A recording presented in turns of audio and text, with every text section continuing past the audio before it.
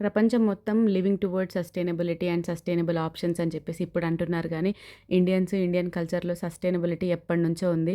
Night మిగిలిపోయిన అన్నంని పొద్దున్న లేసిన తర్వాత పోపన్నం చేసుకుంటాము. ఏవైనా చెప్పులు తెగిపోతే చెప్పులు మళ్ళీ కుట్టించుకొని వస్తాము. ప్లాస్టిక్ బ్యాగ్ సంచులు ఏమైనా ఉంటే జోల సంచి చేసుకొని వాటిని వాడుకుంటాము.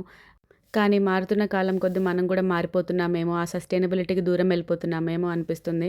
ఒకప్పుడు బర్త్‌డేస్‌కో లేకపోతే దసరా, సంక్రాంతికో బట్టలు కొనుక్కునేవాళ్ళం. కానీ ఇప్పుడు వీకెండ్‌కి బయటకెళ్ళినప్పుడల్లా కొత్త బట్టలు తెచ్చేసుకుంటున్నాం. ఒక్కొక్కరికి 20, 30 పేర్ షూస్ ఉంటున్నాయి.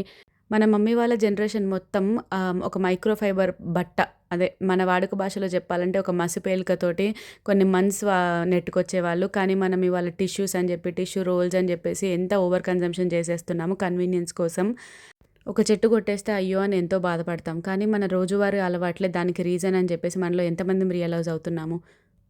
సో, ఇవాళ Monday and every Monday is a great opportunity to start something new.